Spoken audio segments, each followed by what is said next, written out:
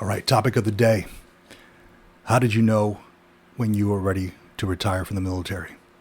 All right, so in my time in the Marine Corps, I've probably spoken to hundreds of veterans and retirees. And in conversations with these folks, I usually come up with this same question to a lot of them is how did you know when you were ready to retire? How'd you know that it was your time to leave the military? Okay. And a lot of them, especially here on the Green Logbook, I talk to a lot of folks about the Green Logbook and also the podcast I co-host, the Military Retirement Podcast, which if you haven't already checked it out, I fully recommend that you do. Like now, though, like now, well, maybe after this video. And a lot of them come up with a lot of these different answers, but I took out my Green Logbook here and I wrote down the most common ones, which I'm about to share with you right now. How do you know when you're ready to retire? All right, number one, you've accomplished what you set out to do in uniform. All right, whether that was a number that you threw out there, you only wanted to do 20 years in the military or 25 years or whatever, and maybe you hit that milestone, or maybe it was just a billet that you wanted to fill. Whatever it might be, you accomplished what you set out to do and you were done.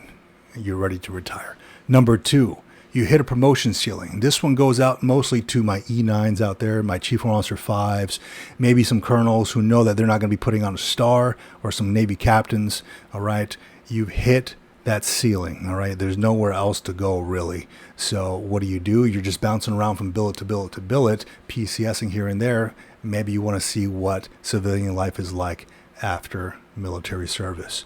Number three, you don't want to PCS anymore, or maybe you like where you're currently living. All right, that happened to me. We stayed near my last duty station. I retired out of here. And maybe you're living somewhere where you really want to be, like in Texas or, Florida, California, Hawaii, wherever it might be, somewhere really nice.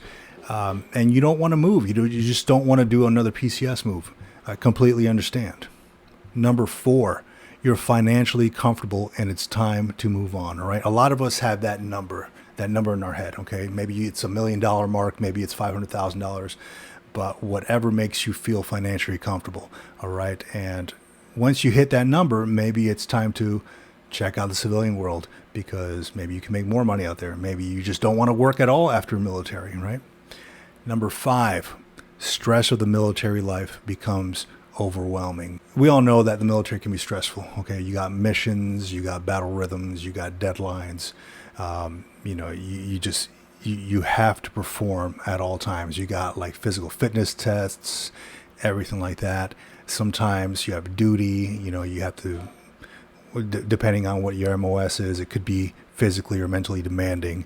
And the stresses can really get to you, all right? And that's sometimes enough to make people want to drop their papers or maybe separate from the military as soon as possible. All right, number six. You've been forced to retire, or maybe you have a pending medical separation or medical retirement. We can't do much about that one, right? I know several folks who have been medically retired. Maybe you're pending something like administrative or judicial, unfortunately. That tends to happen in the military. And at that point, you have to figure life out pretty quickly. Number seven, a career change. Maybe you have gotten some education while you were in the military. Maybe you have gotten certain certifications and you feel like maybe instead of being a cook in the Army, and I'm just throwing this scenario out there, maybe instead of being a cook in the Army, you want to utilize your cybersecurity certification or degree and do that instead. Because that's maybe where your passion lies. So you drop your papers or you separate from the military and you go forward with that career change. All right. Number eight, it's financially better for you to go in the civilian sector. Okay. It kind of goes hand in hand with number seven here. And I see a lot of this when I talk to the folks who worked in the air wings, like aircraft mechanics, or a lot of like IT guys or IT folks.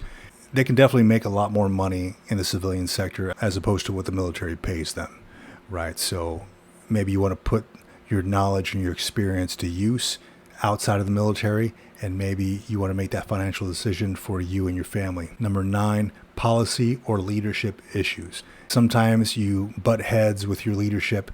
Sometimes there's issues that you don't really agree with, and when that comes up and you're not going to win, it's time to move on, right? And maybe that just kind of forces you to drop your papers and say, hey, look, let me find out what civilian life is like, because this is just not it for me.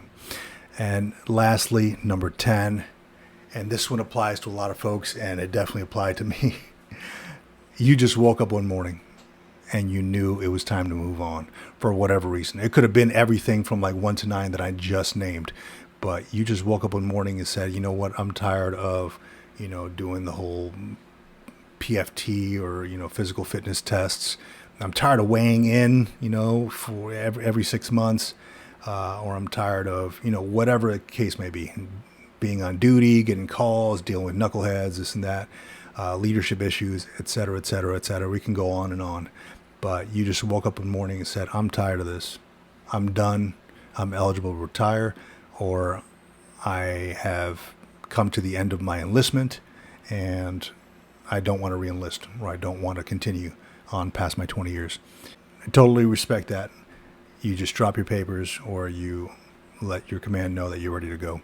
So there it is, the top 10 reasons, or the most common reasons I come across when I ask somebody, how did you know you were ready to retire or to leave military service?